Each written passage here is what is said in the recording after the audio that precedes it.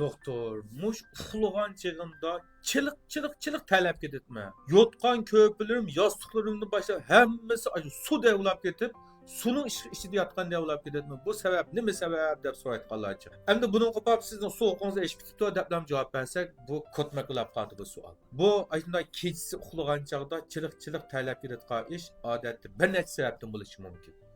Birincisi, muşu qalqansıman bəz xizmeti ortib ketgan chaqda badandagi metabolizmni olish tezlashib ketib, badanda shunda chiliq talab etadigan ahvolni keltirib qo'ydi. Ikkinchidan, o'pka tuberkulyoziga o'xshash yuqumli kasalliklar giribtar bo'lgan chaqdama odamda unda ko'p chiliq talab ketish ahvoli ko'rilmasimi, badanda o'g'ir terlash ahvoli doim ko'riladi. Badan oson mag'dursizlanib ketadigan, oson g'alsiratgan ahvollarni keltirib qo'ydi. Uchinchidan, limfa tugunchalarida ishish ahvoli kelib chiqqan chaqda badanning immunit kuchini zo'r darajada tuvallash kelib chiqib, bu vaqtda odamda terlash ahvoli kelib chiqadi. To'rtinchidan, ba'zi dorilarning ta'siridan, ham ba'zi shu dorilarningki qo'shimcha ta'siridan da qizitish, terletish xususiyati bor ba'zan dorilarni iste'mol qilgan chaqimizda shunday terlash ahvoli kelib chiqadi. Buni dorining ta'siridan bo'ldi deb qaraymiz.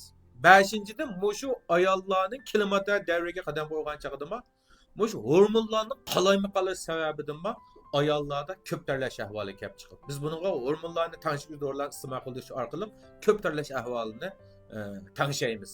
Oltinchidan, ko'p uchrayotgan ham sababini bilgili bo'lmayotgan bir xil terlash usuli bo'lsa, nervlarningki uchurni qalaymaqan xato yetkazish sababidan kelib chiqqan terlash. Buni topmoq, buning sababini topmoq basiy mushkul. Buni odatda cho'ng saymonlarga jizroq solganda osonlikcha chiqmaydi. Bu dal nervlarningki uchurlarni xato yetish sababidan kelib chiqqan ko'p terlash. Şuna men bu şundaq talab ketme desalam faqat sovuqning eshib qapti deb do'riqqa balkim ahvolini taltishga saqib ketishini natay.